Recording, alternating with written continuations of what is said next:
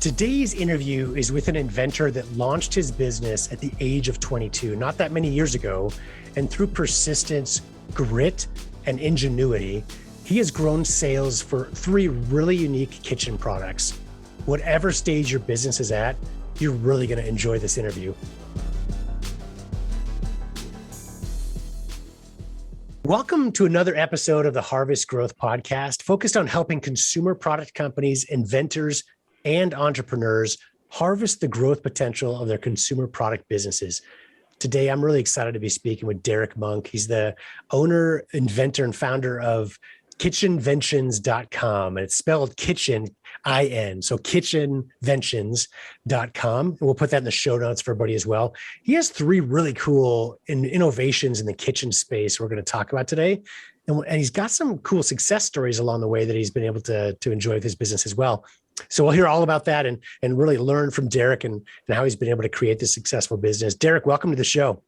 Thanks, Sean. Appreciate it. Yeah, glad to be here. And thank you for everything you do for inventors. And like I said, I'm a little new to learning about harvest growth, but I've really loved everything you've put out, and it's been helpful to me as well. So thank you. I really appreciate this. I love this. Is one of my passions, kind of a hobby, running this show, and I just love the chance to meet with great inventors like yourself and talk about cool products. So thanks for taking the time.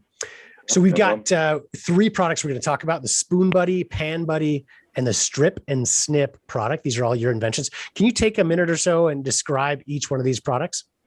Yeah, sure. So the first one I came up with was the Spoon Buddy. So what the Spoon Buddy is, it's a spoon rest with a suction cup at the base. So actually you can suction it on top of a lid, countertop, or table, any kind of smooth surface, like it's glass, granite, metal, anything it's a nice, smooth, polished surface. And what it does is it allows a convenient place to rest your messy utensils. So instead of making a mess in your countertops, having your utensil fall in the pot, your Spoon Buddy's right there. It's got a little catch tab here. That's part of our patent. That actually can hold any size utensil. It can hold tongs, even a spatula. It can really hold a wide variety of utensils. Whereas if we didn't have that, it could only hold like small spoons. So that's a big part of the product. I came up with it when it was Thanksgiving. We had all the family over. It was kind of a buffet style setup, and everyone was taking their utensil and serving out of mashed potatoes, green beans, gravy, and then they were just putting it right on the countertop next to it, or having it fall in the pot or get hot sitting there. So that's when the idea really clicked for me. And it actually turned into more than just that as well. You can flip it over because it's like a cup shape. You can flip it over and help open jars. You can also suction it to a plate and turn a plate into a lid. So you can literally just suction it down onto it and pick it up. And it's also exactly half a cup. So that's another huge thing when creating a product, just features and benefits, as many as you can get. When you're developing it, it's more value to the customer, and it'll stand out more from your competition. And then second product I have is the Pan Buddy. So this one came out, had the idea right in the beginning of COVID. My grandmother, I used to go over there to her house once a week or so to have dinner, and she has a nice cast iron skillet she always cooks on, and she always needs help, lifting it out of the drawers or moving it from the stove to the table or anything like that. So, we weren't able to be together for a while. I kind of clicked in my mind that it would be really nice if you could have something for people that have issues with the heaviness, the weight of the cast iron skillet, and something that could add leverage and support. So what the Pan Buddy does is you actually slide this opening over your existing handle. So imagine like a cast iron skillet handle here, and then you screw the handle down onto it until it becomes secure. And now you have a vertical grip with support under your wrist. So instead of this, awkward motion here where your wrist is strained and you're trying to pick up something that's, 9-10 pounds with one hand and it's hot, those cast iron skillet handles get hot. I don't care if you have, a towel or, silicone grips that slide all over the place, but they really do get hot. So the Pan Buddy creates a vertical handle there that keeps your wrist straight and has support under the base. So that's really the idea for that and the solution. And we're getting a lot of good feedback. We started selling that, really started getting it out there at the beginning of this year, beginning of 2022, and getting a lot. That's been the best selling product since it came out. So that's been a lot of people are enjoying that. Then also our newest product though is the Strip and Snip scissors. So what these are is they're a 4-in-1 scissor. We took your regular herb stripping tool. So there's a tool can find it online. It's pretty popular. You might even have one at home. But all it is, it's a plastic piece that has different size holes to pull the stem of your herb through. And when you pull the stem through, it releases or removes all of the herbs, everything that you can't eat the stem. So you got to release the leaves and any other part of the herb. So parsley, thyme, oregano, anything like that, it works really good for. It also has a bottle opener feature within the blade as well. So you can use that to help open bottles. And then you have a walnut cracker / water bottle opener as well. High quality stainless steel. We kind of keep all of our packaging, branding the same. But that's been a good product as well too, and that's something that's new, and people are starting to enjoy that. So just my mind's always clicking in the kitchen. So just now that I know how to do it with the first one, just keep creating more. That's the goal. So. And so, as you said, so far the Pan Buddy has become your bestseller.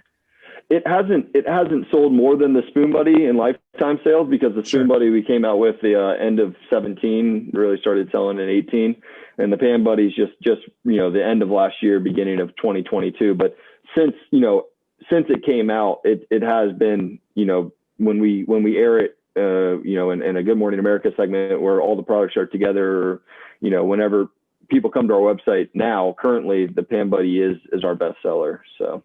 Got it. Very cool. So I liked how you talked about the benefit of added uses for your product, right? So specifically for the Spoon Buddy, you mentioned how it, measures, was it a half cup? Half cup, exactly the rim, a half cup. So when you've got additional uses, anything you can add onto your product, a lot of times what happens, we've seen this so many times in marketing, is you get your consumers, your potential buyers kind of leaning forward, right? They're interested when they see a video, they see a website, whatever it might be. And they're almost on the verge of buying. And then you that last little bit, anything extra you can add, it gets them over the edge and gets them excited and ready to purchase. That's a great thing I think you brought up. Yeah, definitely. Yeah. That's always important. And I know, like, my time with HSN, just dealing with them as well, live shopping, stuff like that. I mean, they want you to hit all of those features and benefits. It just like you said, not only online marketing, but live TV. It really, they might almost be calling the phone, but then they hear the last one, they're like, okay, yeah, I need that. So, yeah, exactly. Yeah. Talk about your experience on HSN. How was it selling live? Yeah, so it was really cool. That was honestly like my biggest goal, I think, starting with the Spoon Buddy product. I mean, it's a very demonstratable product. It's a product that needs to be demonstrated. I found out, I got into some good retailers, and it sold well. And I got it into Bed Bath & Beyond, Home Goods, a few of the big retailers. But I really have always known that the product needed to be demonstrated to really catch on.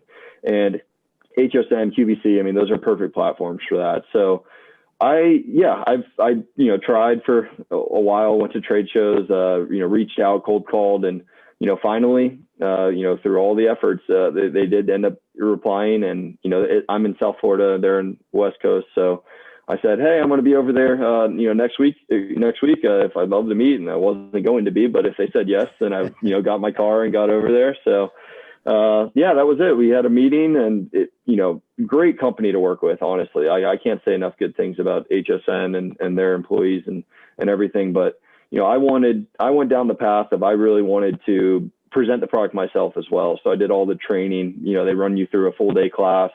You practice with their real host. I practiced with Guy Yovan, who's actually I've been on with live 4 times, I think, with Guy. So, I'm really comfortable with him, and he was super helpful. You're there with a class of maybe 10 other people that are learning to be on-air guests, and they go through everything the customer wants to hear, everything you need to do, all the little things you got to have in the back of your head, while you're presenting. But yeah, like I said, it was early on. I was able to present the product in February of 2020, so it was like right when COVID hit. So right after that, they went to Skype, presentations, which was a little bit different, but it was really cool that I was able to be in the studio, there with, all the cameras and everything. It really is a crazy experience. So that was awesome. And then having to adapt and learn with Skype and do that, almost half a dozen times, since then has been a learning process as well. But yeah, like I said, it's just that's been a huge goal from the beginning, and it's a really cool experience. So. Yeah, and that world really has changed. I recently interviewed Bob Sircosta, the original HSN pitchman. Has been there. I Yeah. think it was like, I can't remember. It's tens of thousands of hours he spent on HSN over the Jeez. years. It's Yeah. crazy. But he talks a lot about the difference, going from live to Skype. And it's Hmm. great that you had the opportunity to do both, frankly, because it's a Yeah, very unique experience being there in person. And of it course, is. over the recorded Skype is, we're not recorded, but over Skype as well. That's great. Yeah, exactly. It was, yeah, I'm so happy I was able to have the in-person. I mean, it's a little more nerve-wracking, I'd say, but it was also like way like so rewarding because you're there and you're seeing people like Bob and other people that you see on TV, coming in and out of the studio. And, Mindy, one of the directors there, after the show, she gives me a high five, and it was just such a cool experience. And actually there's a story behind that too.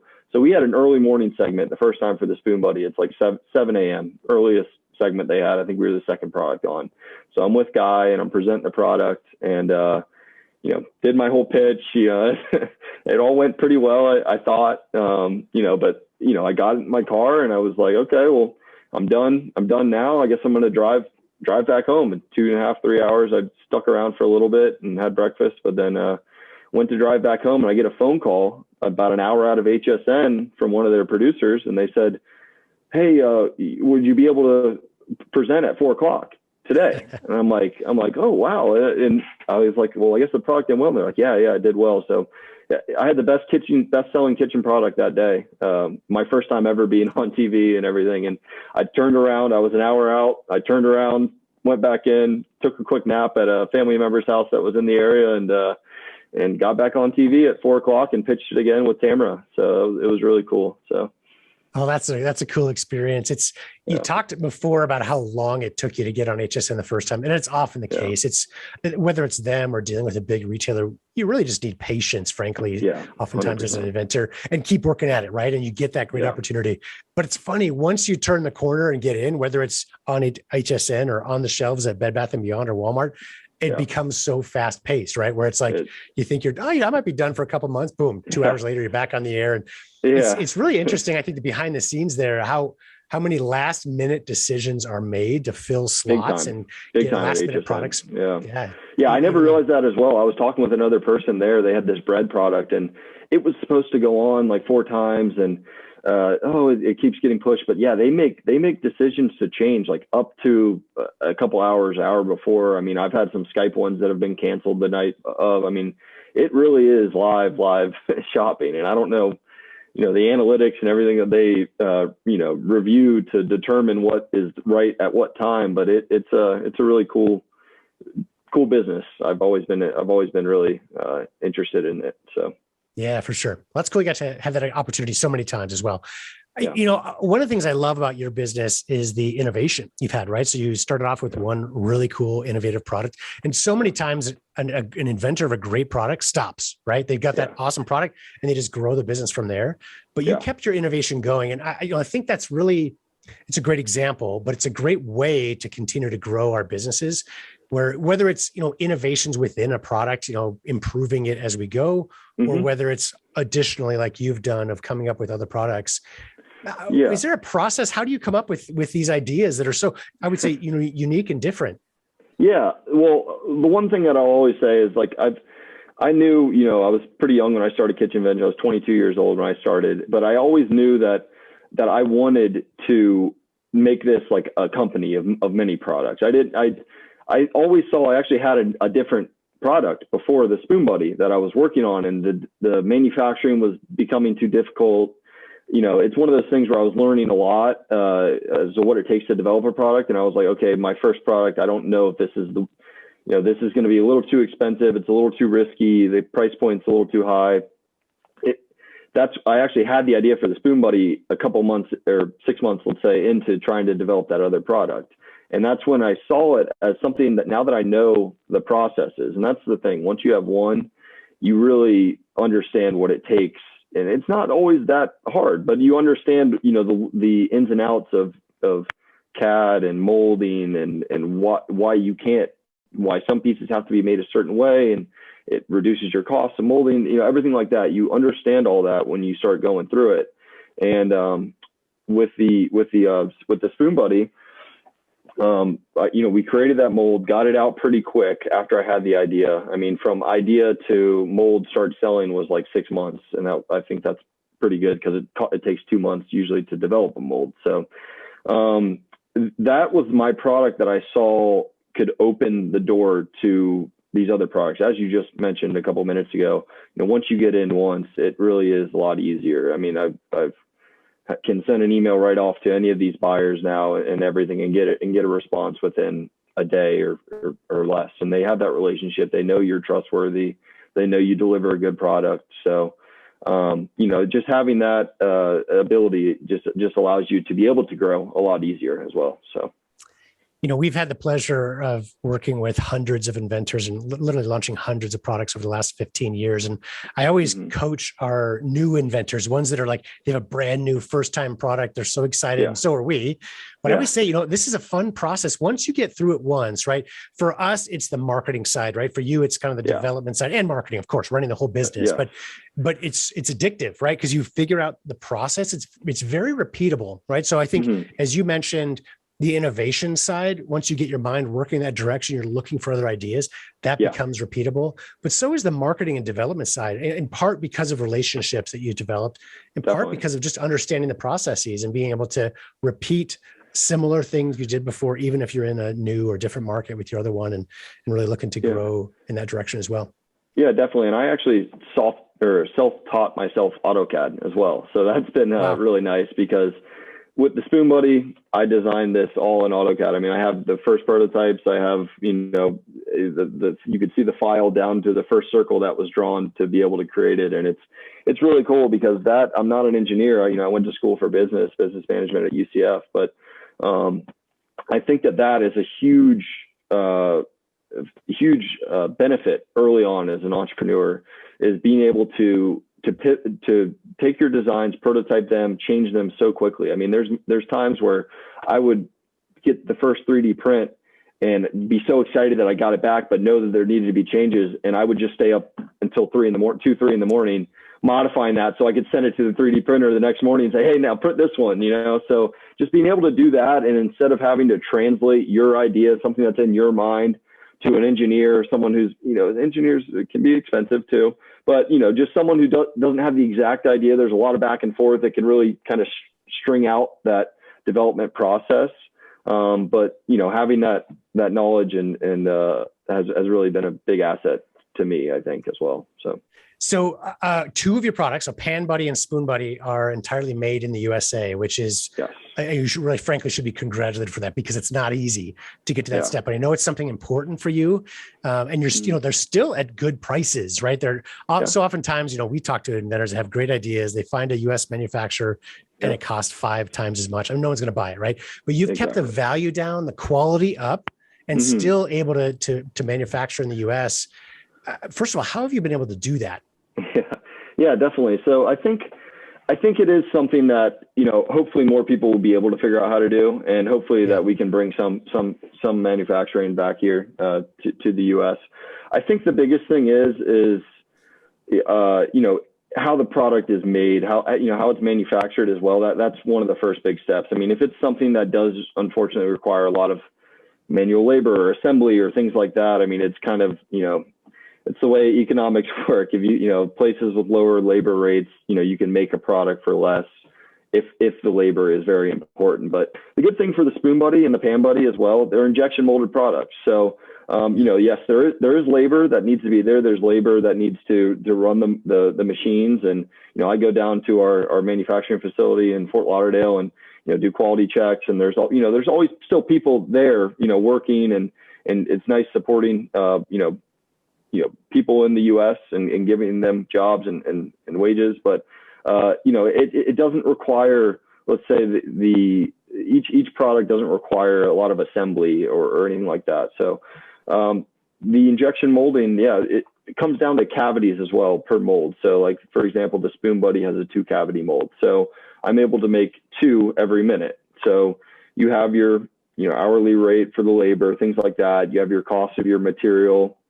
If you can pick a material that's not super expensive, something that is a little more common out there, like a thermoplastic, polypropylene, what's the other one? ABS, just some materials like that are more out there, more readily available, and it'll work for your product, then that really makes a big difference as well. So, but yeah, I really think there's a lot of benefits to having a product made in the U.S., not just, even if it does cost, let's say a little bit more, let's say it costs twice as much to have your product made in the U.S. Or 50% more.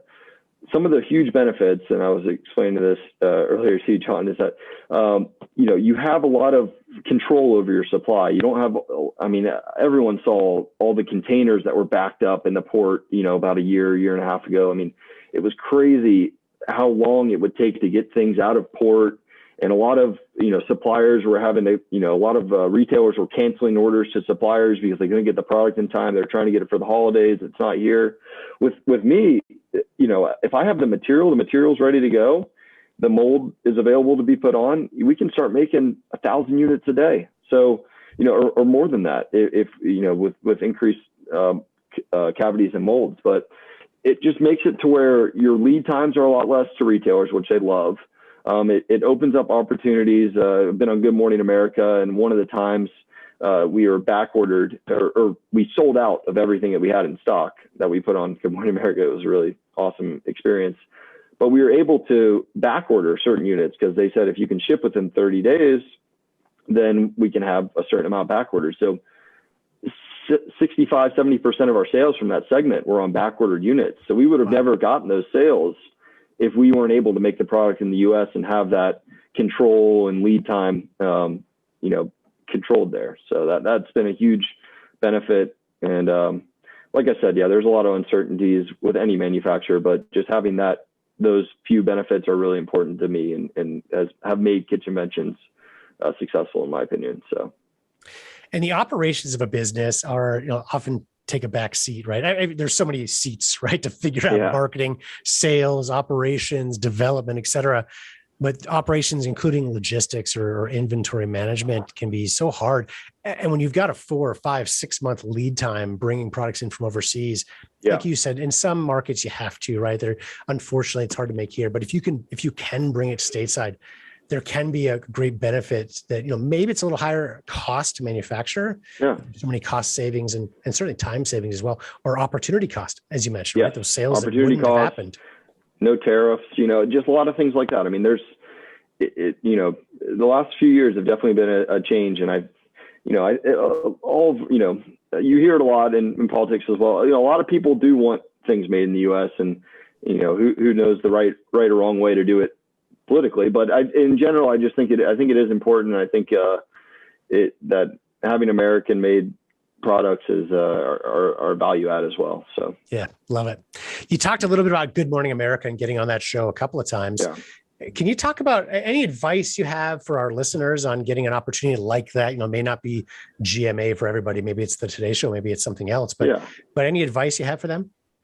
Definitely. I mean, one of the things is be persistent for sure. So I first communicated with them, right when I started with the Spoon Buddy. So it was, I think I looked back, I think my first emails were like early 2018. Right. And I was, I was a nobody at that point. I was some guy with a new product that doesn't have much of a track record. There's a couple of reviews online, but it was just very early on. And I think that, the more you're around, the more that you let them know of improvements. Oh, hey, we got this into this store, or this into this, or hey, check out this new airing that we had on a local news thing, or something like that. The more that you do, the more it kind of catches their eyes and things like that. But yeah, it took me a few years, to be completely honest, from the first time where I was talking to the right people there and to them actually saying, yeah, how about this segment on this date? And obviously we said yes, did everything we could to make it work, but it was worth it because it's, the exposure on the, the nation's largest morning show is really, really a lot. So when we did all the, the fulfillment, I actually did a lot of that in-house as well. Like have a warehouse. I hired some temporary workers to handle that increased demand and just the amount of orders that you're getting, it's really fulfilling as an entrepreneur as well, because it's something to where, you see it, you keep hitting all these goals and mile marks where you're getting into this retailer or hitting this sales goal or things like that. But when you get a rush of thousands of orders and you just see that your product's going into all those homes, and it's really cool. So love it. It's a great sort of share. Yeah, but how GMA works kind of is they do require a 50% discount. They want their viewers to have a really good deal on your product. So that makes it a little harder. It's kind of like selling wholesale, but then you have to make sure you factor in all your costs, what it's going to cost you to ship the products, everything like that.